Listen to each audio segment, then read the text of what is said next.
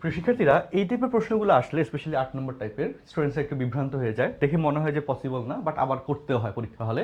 তো বিভিন্ন স্কুলে পরীক্ষার জন্য এই টাইপের কোয়েশ্চেনটা যেহেতু ইম্পর্টেন্ট, স্পেশালি হলিক্রস স্কুল সহ আদার্স সকল স্কুল, তাদের দ্বিতীয় অন্ত সংক্ষিপ্ত প্রস্তুতির ক্ষেত্রে বীজগণিত অংশে আমরা এই কন্টেন্টগুলো তোমাদের জন্য দিচ্ছি যাতে তোমার প্রিপারেশনটা একটু ভালো হয়। তো এখানে দেখো M square plus N square equal to 4mn এটা টাকা দিয়েছে, আর সেখান থেকে এই যে M square by N square plus N square by M স্কোয়ারের মান বের করতে বলেছে। আমরা কিভাবে অঙ্কটা সলভ করতে পারি, চলো শুরু করে দিই। প্রথমত দেওয়া আছে থেকে যদি তুমি লক্ষ্য করে দেখো, M square plus N square equal to 4mn, এখানে mn দ্বারা তুমি উভয় পাশে ভাগ করে দাও, অঙ্কটা অনেকটা দাঁড়িয়ে যাবে। তো দেওয়া আছে থেকে আমি এখান থেকে শুরু করলাম। 8 নম্বর প্রশ্ন, দেওয়া আছে, দেওয়া আছে, ওকে, ইকুয়াল টু হচ্ছে এত। তাহলে এবার এখান থেকে উভয় পাশে mn দ্বারা ভাগ করে দাও, তাহলে M square divide by mn plus N square divide by mn, okay, equal 4mn divide by mn।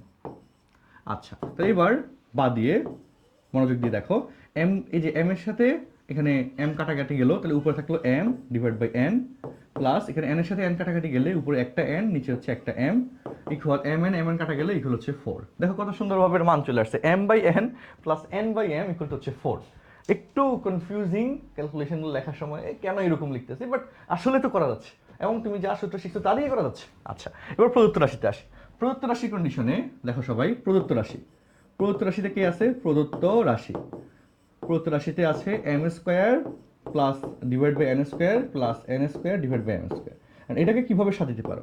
এটাকে সাজাতে পারো M by N whole square plus N by M whole square. তো A square plus B square অনুসিদ্ধান্ত, যেহেতু তোমার কাছে প্লাসের মানটা জানা আছে, প্লাসের সূত্রটা ব্যবহার করবা।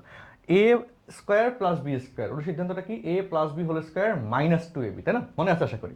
তো এ প্লাস বি অর্থাৎ M by N A plus B N by M A plus B whole square minus 2a, A হচ্ছে M by N into B হচ্ছে N by M, M M কাটা এন এন কাটা, বুঝছো?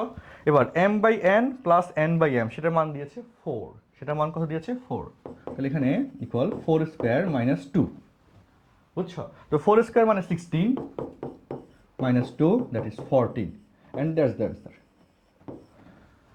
আশা করি তোমরা কনসেপ্টে বুঝতে পেরেছো। তো এই টাইপের কোয়েশ্চেন একই ফর্মুলা যদি আরেকটু পেঁচায় দেয়, যাই দেখ তোমার একটা কনফিডেন্স থাকতে হবে, তোমার আত্মবিশ্বাসের সহিত তুমি চেষ্টা করতে হবে, কোয়েশ্চেন দেখে ঘাবড়ে যাওয়া যাবে না। চেষ্টা করবা, চেষ্টা করে তুমি সেভাবে হচ্ছে লাইনগুলো লিখবা এবং অটোমেটিক্যালি অ্যান্সার মিলে যাবে। সূত্র কখন কোনটা ব্যবহার করতে হয় সেই যে ফান্ডামেন্টালসটা, এইটুকু বেসিকটা ক্লিয়ার থাকতে হবে, তাইলে ইনশাল্লাহ তোমার সূত্র নিয়েও সমস্যা নেই, তোমার ম্যাথ নিয়ে সমস্যা নেই, তোমার প্রিপারেশনটা অসাধারণ হয়ে যাবে। সো পরবর্তী টিউটোরিয়ালে দেখা হচ্ছে। তোমরা এটার কমেন্ট বক্সে 7 নম্বর কোয়েশ্চেনটা সলভ করে দিয়ে দাও, আমি চেক করে দিব, এবং তোমাদের কারো কোনো কোয়েশ্চেন থাকলে আমাদের গ্রুপে ছবি তুলে পোস্ট করো, ইনশাল্লাহ সেটার অ্যান্সার তোমাকে দিয়ে দেওয়া হবে। আল্লাহ হাফেজ, আসসালামু আলাইকুম।